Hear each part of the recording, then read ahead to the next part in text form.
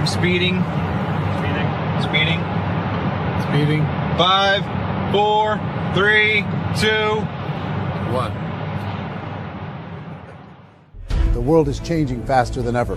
What used to take decades is now taking years or even months. What you see right now is the illusion that people have had for many decades about the workplace being this secure place to work the rest of your life. For the first time in the history of our nation, our children will not do as well as us. We've seen our friends get laid off. We've been laid off. We've had our pay cut. People are overworked and underpaid. They seem to have less time and less freedom.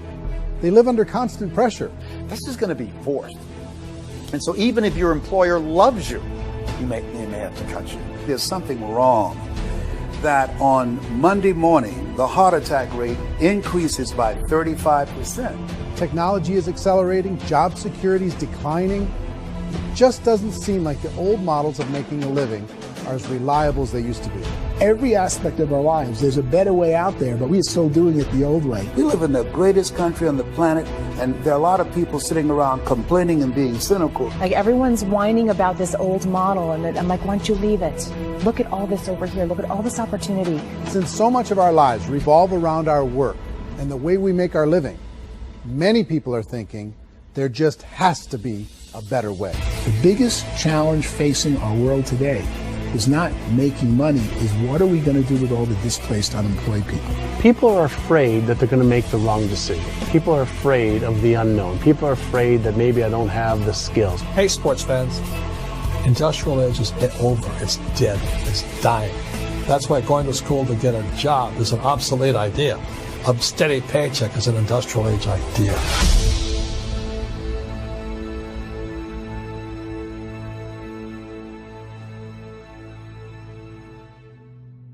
It's the search for answers that has brought us here together today. My name is Eric Worre, and for almost 30 years I've been an entrepreneur, struggling at times, but ultimately succeeding. As a best-selling author, speaker, and business owner, I've spent my entire career helping millions of people around the world to become entrepreneurs. And I believe strongly that there is, in fact, a better way when it comes to how we make a living. The career landscape has changed dramatically, and many are still working in a model that is completely out of date. What worked for previous generations isn't working as well for people today. In this film, we're going to explore 3 important questions. First, what's really going on in our working world today? Second, in this new economy, is it better to become an entrepreneur, or is it safer to work for someone else? And third, if a person decides to become an entrepreneur and start their own business, how can they do it without taking on massive risk? To help in this journey, I've brought together some of the greatest experts and thought leaders in the field of entrepreneurship to share the real facts with you. My intention is to give you new information that will allow you to make choices that are not limited by an old, outdated model. Let's start by understanding what's going on in our working world today.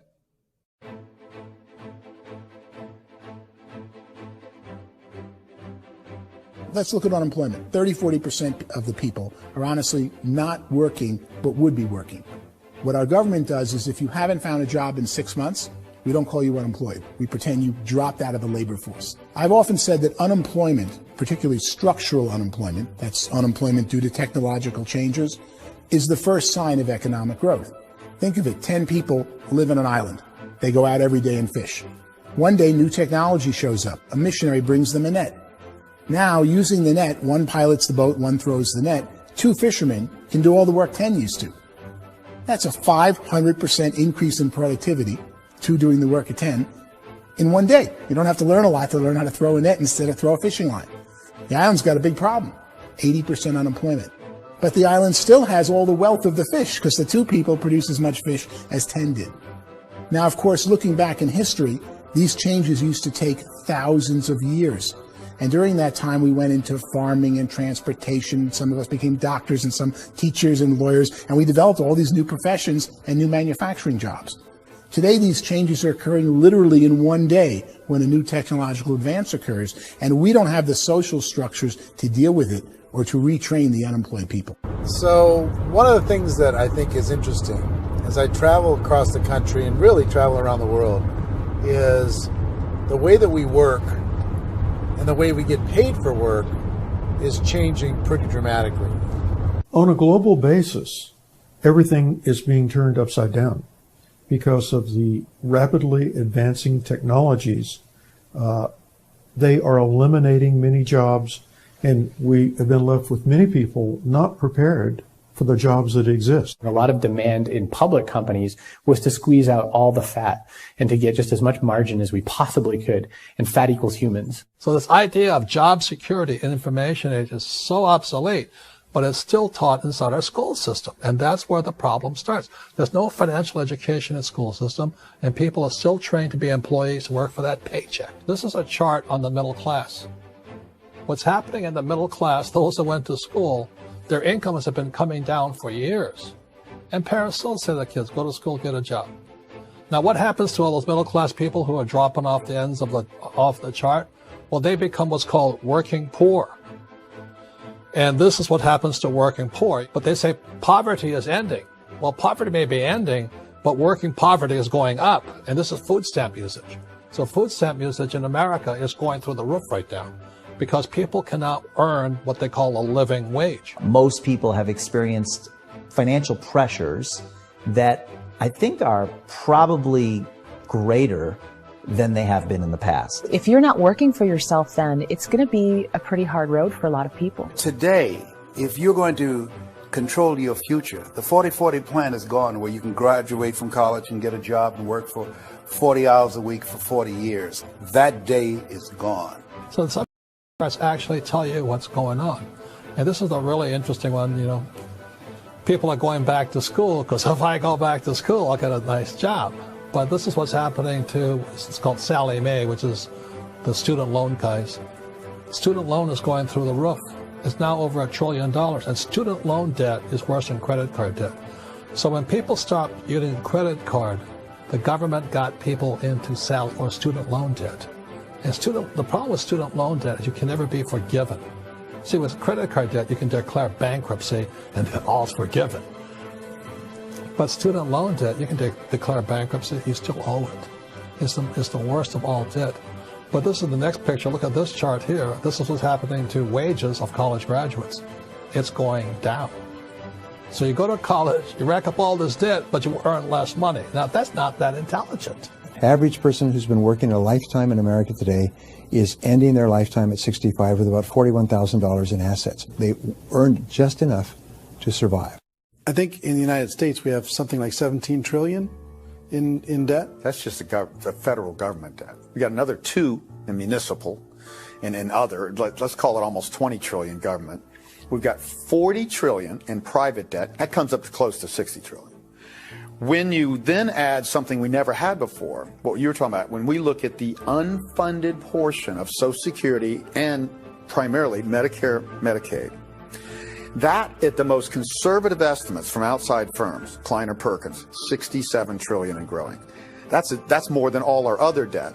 There's less conservative estimates that say it's 84 trillion or higher. I added up conservatively $127 trillion in total debt. Debt is a financial drug.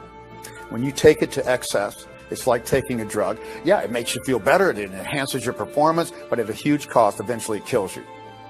And so that's what happens. We keep doing more and more debt, and you get less and less results, just like a drug, until the debt gets so high that it crushes the whole system. That's where we're at, 8.2 times GDP. You know who I feel sorry for?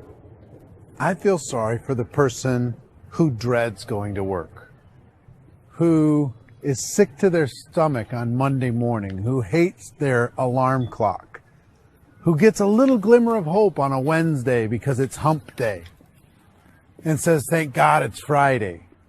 And they live for those 2 days a week where they get to be themselves and they don't have to be around people they don't like, and they don't have to play the political game in the office, and they don't have to live this half life. The person that works 50 weeks a year just to be able to have the 2 weeks for vacation. And you know what happens to most of them nowadays? They don't have a vacation. They have a staycation. They have time off of work, but they don't get to go where they want to go because they're overextended. They've got all this debt. They got all this situation. They hate their alarm clock. They can't sleep until they're done. They have to spend most of their life in traffic. I feel sorry for that group of people because there's a better way. They just don't know it. I see this really interesting attempt at rugged individuality in a 6x8 rectangle. And I feel like you're all the same, except for the little push pins of the pictures. There's different pictures. Yours is named Jenny and his is named Sujara, but it's the same people. And this is how they are, and they're just like the zombies, and there's no joy in there, there's no fun. There's always like the wacky woman who decorates her cubicle, and that's the most she can do there. You got to give her credits, right? The wacky cubicle woman. The basis for their life is worry. I'm worried, you know, maybe I'll get fired. I'm worried maybe my company will go out of business. I'm worried I can't keep spinning the plates on paying the bills. I'm worried about how do I send my kids to college. I'm worried, what if the transmission of my car breaks? That's, you know, 2 or 3, I can't fix it. People live in a sea of worry, and it eats at them. Those signs that people held up during the Depression didn't say looking for gainful employment in a cubicle. They said looking for work. Work is what we're looking for. Job is just a unit of measurement. Work is what we're going after. It's time to look in the mirror and say, it's not the economy, it's my economy. It's my little world of where I am. I need to improve. I'm not going to wait for the economy to come back because, frankly, the economy is doing great in this country. So I'm here on Wall Street, the financial center of the universe, the financial capital of the world. This is where most people's money goes to at least be held for a time, right?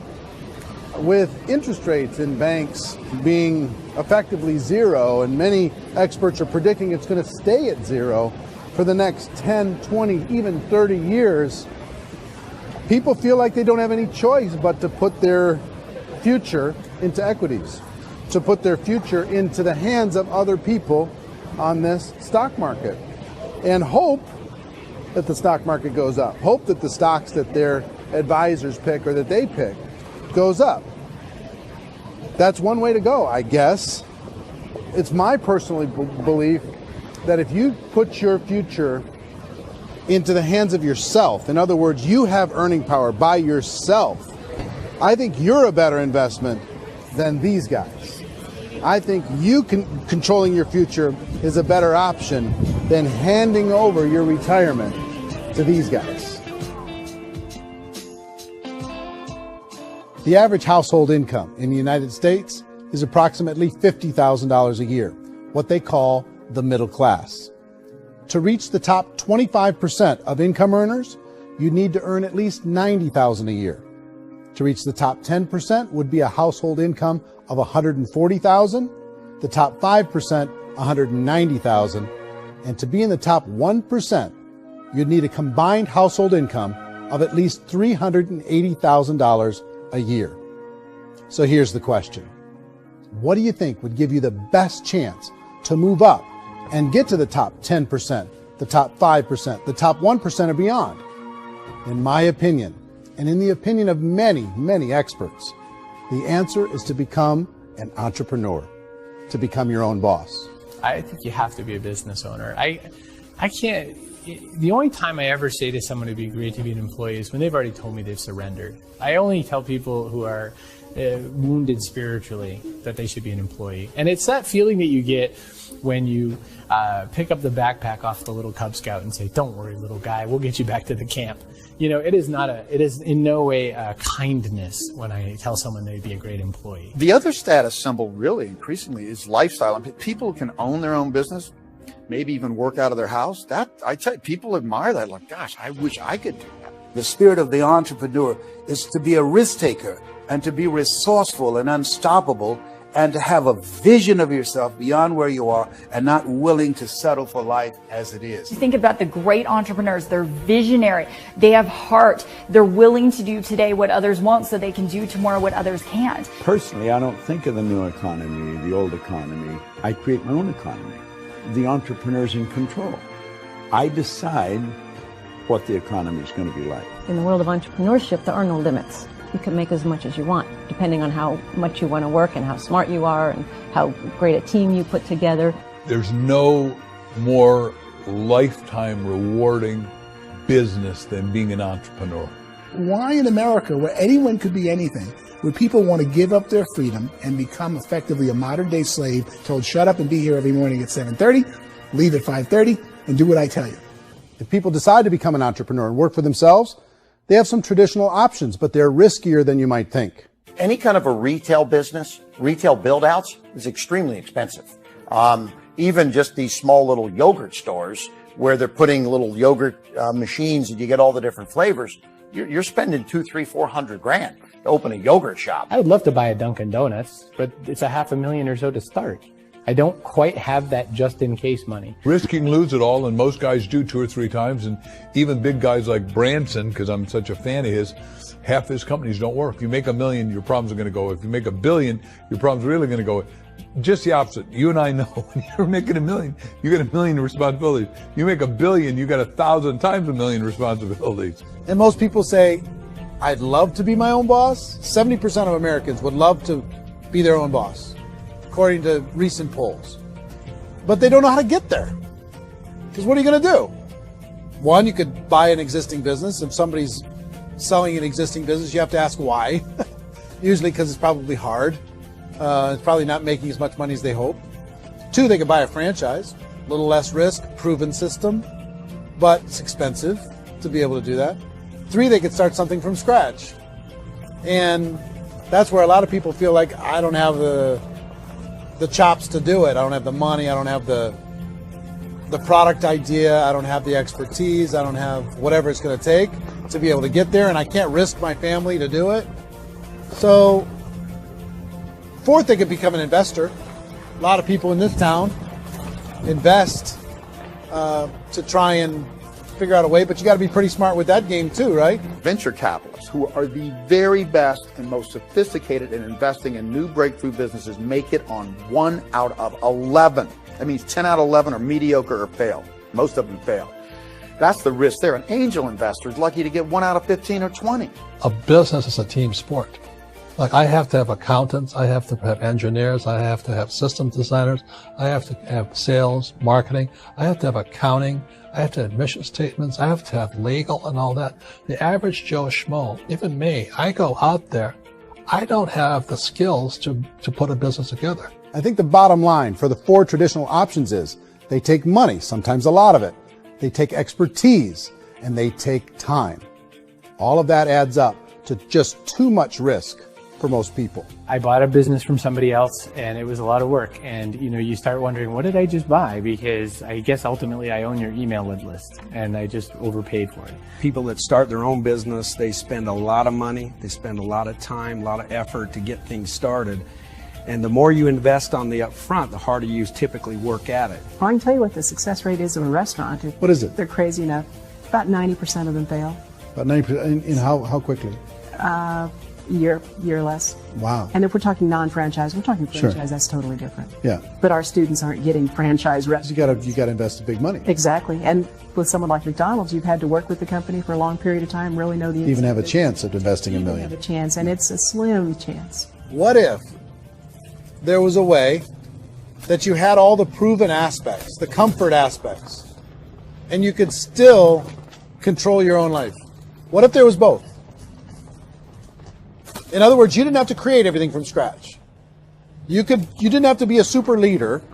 All you had to do, what if there was a proven product already? You didn't have to create the product. And there's a proven system already, proven training already. Everything except an employer. That was the only thing that you didn't have. Do you think more people would be open to working for themselves in that environment?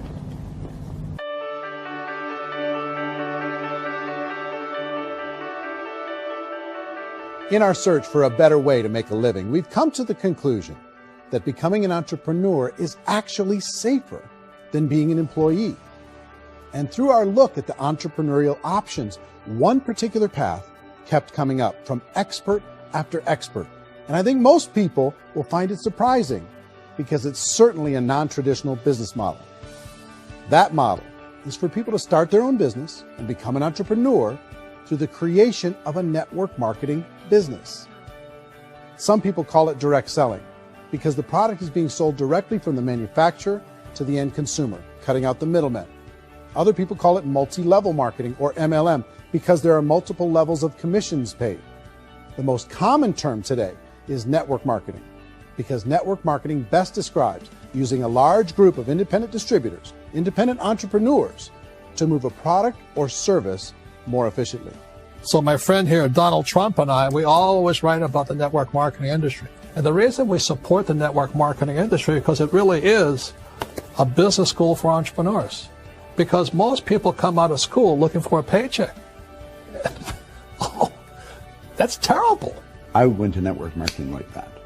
I think if it didn't exist, we should invent it. It is that good. I think direct selling is a great way to do business today. It's very easy to get into that industry, and you can be self-employed, be, in effect, an entrepreneur. When we see multi-billionaires adding network marketing companies to their portfolio of companies, that would be a clue. When we see people who are very famous authors and very famous business people endorsing the industry, that would be a clue. These network marketing companies aren't $50 million companies. They're billions and billions of dollars. They lead the stock market. They're major companies. When we're going to get it?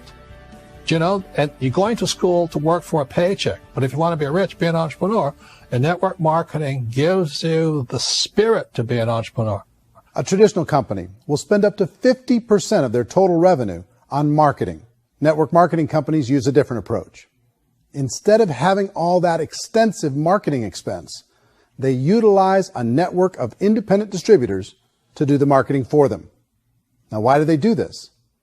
First, because word-of-mouth advertising is so much more effective today than traditional media advertising. Second, some products need to be explained or demonstrated, and an independent salesperson can do that more effectively than an ad campaign. Third, it's completely efficient. The company only pays for the marketing of their product if a sale happens and not before. Imagine if Amazon allowed you to become an independent distributor and paid out 40% of its revenue to that distributor group. All you had to do as a distributor was recommend a product, and if a person bought it on Amazon, Amazon would take care of all the logistics, and you'd get paid for bringing the customer. Now imagine you got paid for every purchase that customer made for the rest of their lives.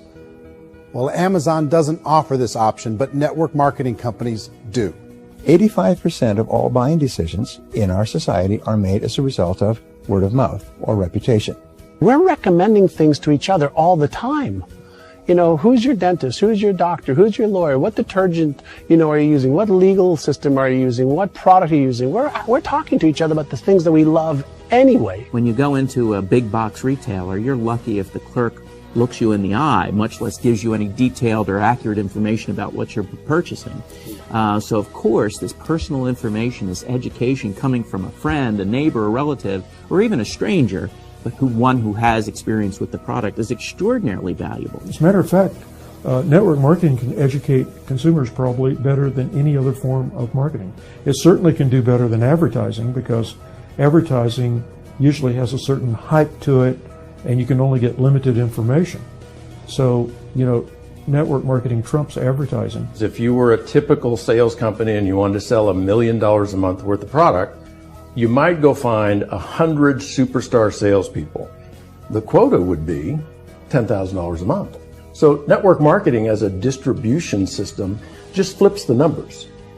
So we use 10,000 happy, raving fans of a particular product, and we don't concern ourselves so much with how much product each one of them individually sells.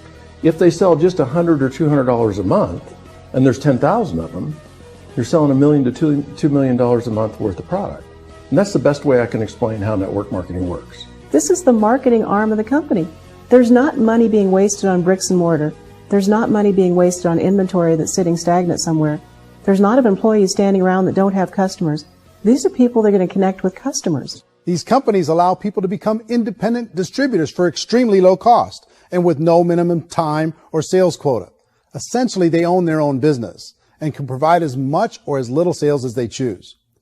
In other words, the distributor gets all the benefits of traditional business ownership without the risk. The advantage of network marketing is the ease of entry, the low risk, and the low startup cost, because almost everything else has very high risk. You can get in for a minimal investment. You're buying into a system that's already been proven, products or services that have been proven to work. The keys to network marketing is providing an opportunity for the masses to get involved, providing an opportunity for the average person who doesn't have the resources to start their own business. All of this so far is fairly straightforward, but network marketing offers another benefit, and it's this benefit that makes it so interesting for entrepreneurs. Network marketing allows a distributor to build their own network of other distributors and then compensates them on the sales created by that entire group. Direct selling is, at its base, very simple. It's the sale of a product or service to an individual on a face-to-face, one-on-one basis, just the way we're talking right now. But there's an important element as well, and that's the offering in conjunction with that sale of product, the offering of an opportunity for someone to make something of themselves. No matter what your social status is, no matter what language that you speak, I mean, look how many unbelievable people are becoming successful to speak every kind of language out there. What an awesome gift to give the world. Instead of having to work your way up in a system and prove that you could be a sales manager, they just decided everybody can be a sales manager. Everybody gets to build a sales team from day one. And so what that brought into the system of growth as a direct selling company is the concept of compounding or geometric progression. Because now you can actually grow a sales force very quickly because everybody is enrolling people in their own sales force. People who are like, oh, this is weird, I'm building a sales team, or what do you think you do at a regular company? How do you think a regular company works? Network marketing is the only industry that doesn't say your past determines your future. It looks at your past and says, okay, now what can we train you to do so you can have a great future? Every other employer out there wants to exploit you for what you already know, not teach you something new. Network marketing has a potential to save the United States and the world because it's going to teach people not to be employees, but to be entrepreneurs.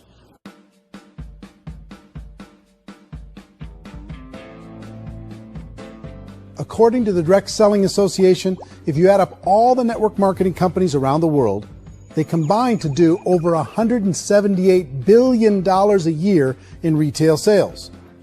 To give you an idea of how big that really is, the NFL, the National Football League, does approximately $9 billion a year. The music industry does a little more than $16 billion a year, and the movie industry does about $80 billion a year. Using a conservative average, network marketing companies pay their distributors about 40% of that $178 billion in the form of commissions, which adds up to more than $71 billion a year. That's almost $6 billion a month. It's almost $200 million in commissions every single day. So it's certainly working, and people are making serious money in network marketing. With the growth of the direct selling industry over the last 10, 15, 20 years, we've seen a broader understanding of the channel. We have seen more and more people getting involved in the business. So our penetration in the marketplace has increased, and thus the understanding in the marketplace of who we are has increased. And we've seen non-direct selling companies look at the direct selling model and say, something's going on there. People are making money. Companies are being profitable, individuals are being motivated, product is being delivered to market. Maybe we should explore this. Some people think only the people at the top make money. Well, let's take a look at that as well. In the network marketing profession, there are roughly 500 people in the world who earn over $1 million a year. If you round that number up to $2 million a year, that adds up to about $1 billion a year. That takes the $71 billion paid out each year down to $70 billion. So where does the rest of the money go? The vast majority goes to part-time people making anywhere from a few $100s a month to many thousands of dollars a month. It goes to people who choose to make it a full-time career move and earning even more than that. Every day, people are using the money they earn through network marketing to pay off debt, have more fun, and improve the quality of their lives. Everyone I know in network marketing has been doing that since the 50s. They go to work when they want to go to work. They stop working when they want to take time with their children to have a leisurely breakfast and discuss issues and drive them to school. They go back to work when they get home, wherever they're working out of. The biggest thing that I've seen is people that have become much happier in their life. MLM has probably made more millionaires of more people in more countries, and I've spoken to them in 67 countries, than any other single form of business, starting from nothing. If they have a choice between working a job for the next 10 years or working a network marketing business for the next 10 years, the result of working the network marketing business will be better. A lot of people within the industry go on and make this a career and do extremely well at it. Network marketing has been nothing but good for everyone I know that's been involved with it because they did it seriously and they played full out and they've been very successful. It's been a constant barrage of success stories and people showing off stuff that they got as a result of it. How many people are involved? Approximately 16 million Americans and 96 million people around the world are currently participating in network marketing. And in a recent poll, 82% of those people report a good, very good, or excellent experience with network marketing. So people are happy.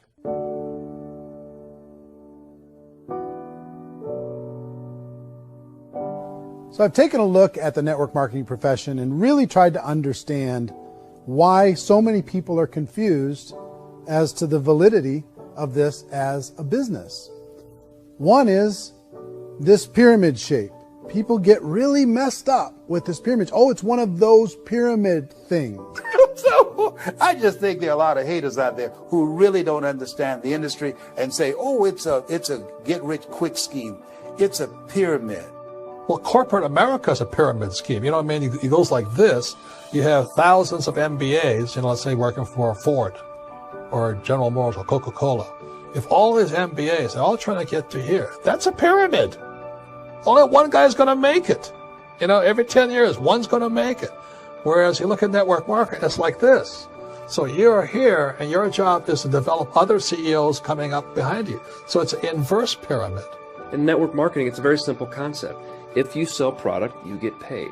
It is paid based on production. There is no first mover's advantage. There is no investment component where the more somebody spends, the more they're entitled to make. So the two are polar opposites of each other. It doesn't matter what shape the company is or the compensation plan is shaped, whether it's a circle or a pyramid or a triangle or a trapezoid, it doesn't matter. If compensation is coming primarily from recruitment, then you've got a problem.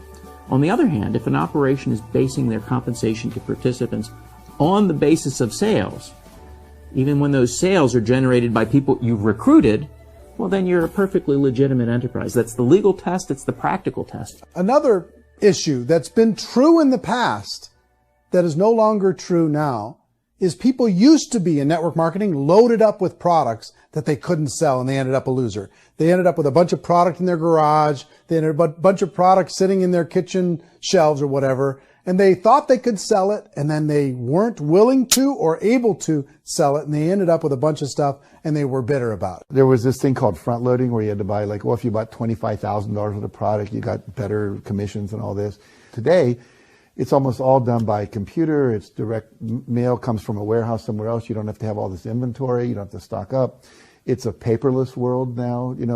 Most of it's done online. You have a back office. It really works. And the technology has changed everything. Third issue is people start talking about 99% of people in network marketing don't make any money. Well, we've talked about that over the course of this journey together. Almost $200 million a day is being paid out to network marketing distributors around the world. The naysayers, the people who say that it doesn't work, are usually the ones who just don't know how to make it work for themselves. And so they're giving you an opinion, and I tell people, don't confuse people's opinions with expertise, because opinions are free. And don't confuse sincerity with the truth, because people could be sincerely wrong. But here's the reality inside of network marketing. The vast majority of people that get involved in network marketing just become customers, and they get involved to be able to purchase product at a lower price.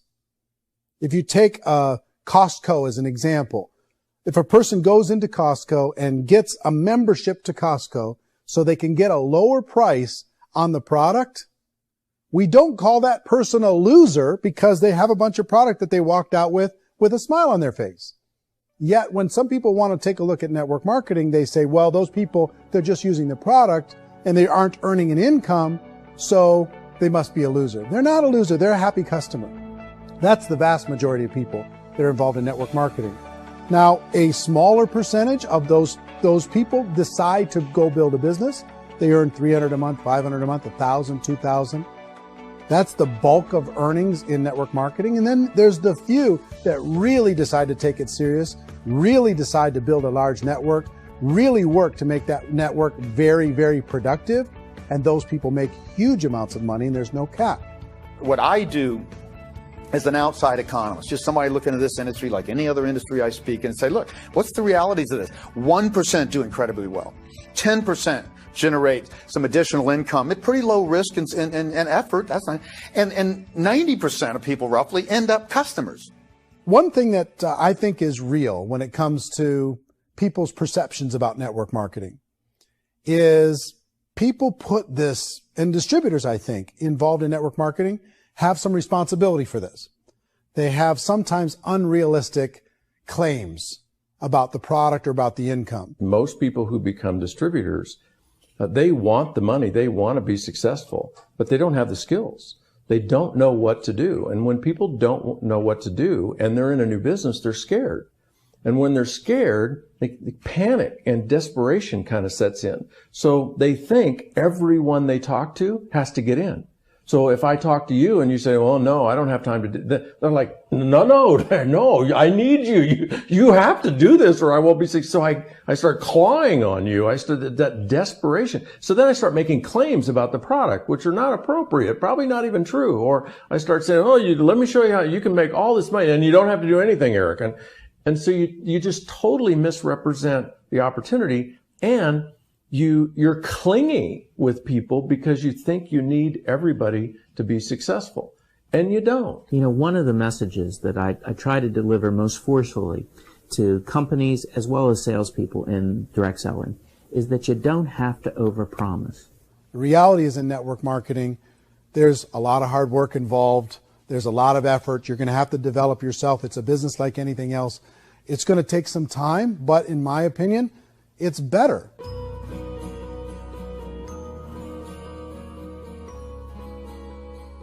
It's light years better for people starting today than it was even 5 years ago. I think it's more widely accepted now, and people understand it is a business. It is being an entrepreneur. It is being a business owner. Our belief system is based upon our evaluation of something. And frequently, if we reevaluate a situation, our belief about that situation will change. The industry has changed and it's grown up. It's totally transformed. You've got young people today that have grown up with social media, and they understand networks. They understand how people are connected through technology, and they understand how money flows through those networks. So when they see network marketing, they don't see it the way their parents saw it. And we've all learned, the larger industry that you represent, has all learned from those mistakes and flaws and errors that have happened early on. Early algorithms didn't work the right way. That's all fixed. It's like when they design a computer program, they design the program, then they run it, and then they go back through and they debug it. The MLM industry has been debugged. This is the day of being virtual, being able to run a business from your mobile phone. I mean, it's incredible. Companies are getting smarter. They're implementing more consumer protections. They're implementing more compliance training.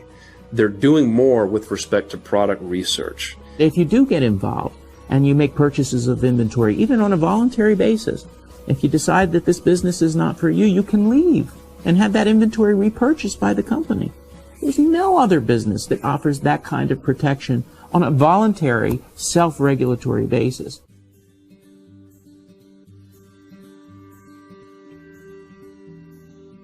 If you decide to look further into a network marketing business in order to generate more cash flow for your family, I would recommend reviewing the following 4 elements.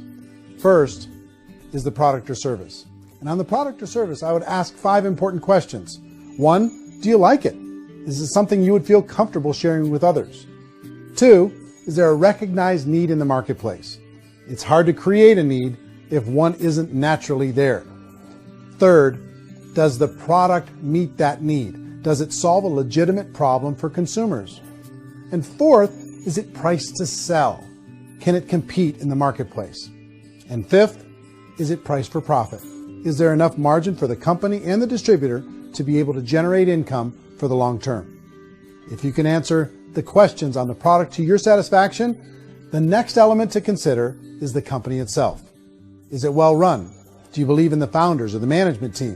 Do you feel they have what it takes to go all the way? See, it doesn't matter how good the product is if the management can't take care of the company. Good management can change with the times. They can handle adversity. They can make good decisions. Make sure you choose a company that can serve you for a long time. The third element to consider is the compensation plan. And with that, there are three important things to look at. First, a brand new person needs to be able to generate some money fairly quickly. It may be an obvious reason, but you can probably imagine the ripple effect of a distributor getting involved and having even a small victory fast. That can only help with the overall success of the organization. Second, a person should be able to develop a moderate part-time income in a reasonable period of time. As they develop their network and as their sales grow, they should be able to enjoy more benefits. And third, for the people who are really serious, for those who decide to really go pro in the network marketing profession, there should be the possibility to make a serious full-time income if they work hard and are committed to developing their skills. If you're comfortable with the product, the company, and the compensation plan, the last thing you should look at is the support that will be made available to you. Does the company have a website? Does it have a solid online reporting tool? Do they have comprehensive training available? Do they host events to help you build your business? If you decide to do this, what kind of a support system can you plug into? Choosing a network marketing company is a personal decision. But evaluating the four elements of product, company, compensation plan, and support is a great place to start. Is the company promising that you're going to get rich quick or that you can make a lot of money without a lot of effort? That's a red flag. Is there a product that you really believe in that you think can be sold? Or are you being told by salespeople or the person who's trying to recruit you or by the company itself that don't worry about the product, all you have to do is recruit other people into the business? Red flag, warning sign. If you're hearing that, take a second or even a third look. Get to know the customers, the products, the business, have some success, and see where the opportunities might take you to move up in the organization. You want to find out how concerned are they about my education, my training, and my development? Is there a space for me to grow?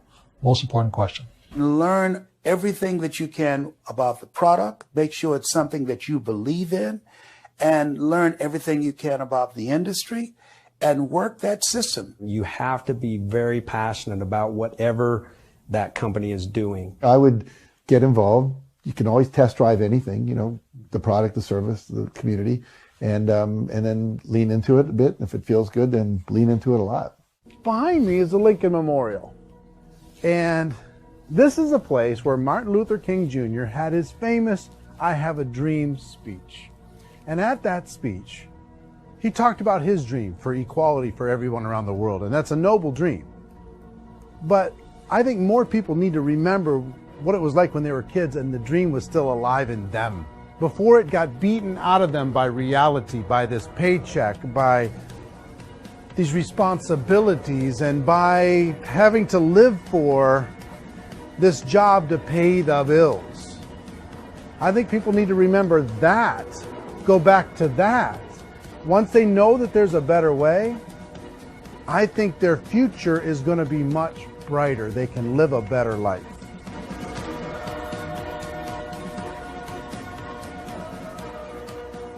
So if you're considering getting involved in a network marketing company, let me offer you just a few pieces of advice. First, network marketing isn't perfect. It's emotional. It's challenging.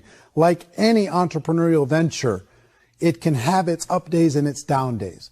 But if you have an entrepreneurial bone in your body, it's just better. Second, if you're going to do it, decide to be professional. Decide to go pro. It's better to do that than just be this amateur sticking your toe in the water. Third, as any professional, you're going to have to learn some new skills. And I promise you, inside of the network marketing profession, they're not too difficult to learn. Fourth, like anything worthwhile, it's going to take some time. Don't expect that you're going to get to the finish line right out of the gate. And fifth, it's worth it.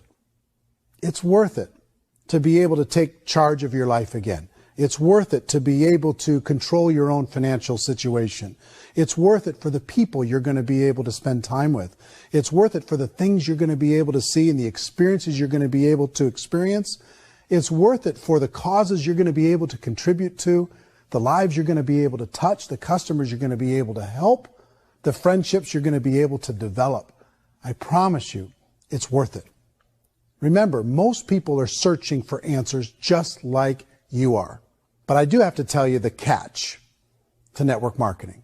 If there is a catch, if you want to understand this from an emotional point of view, people say, well, it sounds too good to be true. It's not. It's hard work. But here's the catch. Most people still don't understand it. So you're going to have to endure the loss of social esteem from ignorant people. The uneducated will think less of you. Now, if you can handle that, you're on your way. If that's going to destroy you, you know what?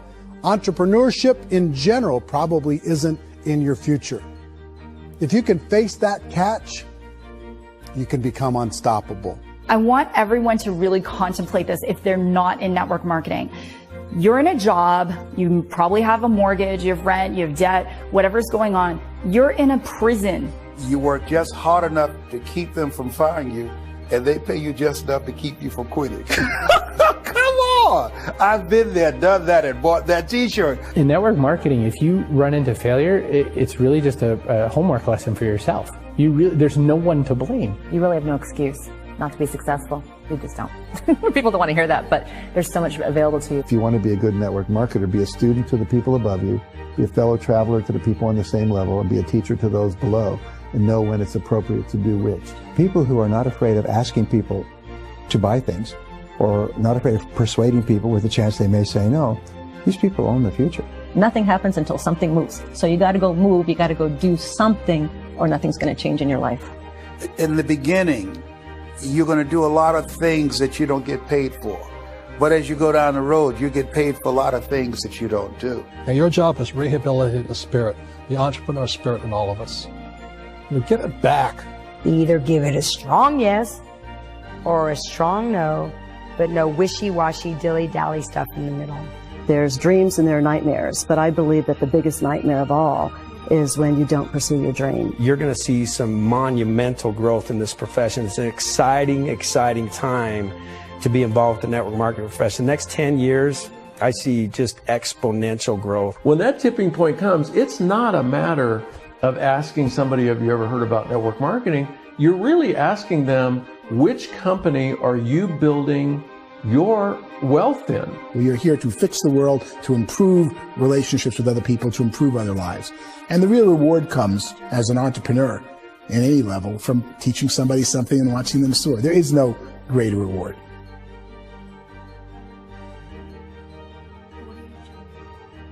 Life's too short to spend it living someone else's dream instead of your own. It's too short to spend it living at a fraction of your potential. Can being an entrepreneur be a challenge at times? Sure. But here's what you get in exchange. It can be yours. Something that you built, something that you created, something that you made happen. This balloon represents your dream. It represents entrepreneurship. My wish for all of you is that you would reach out and grab it. The choice is up to you.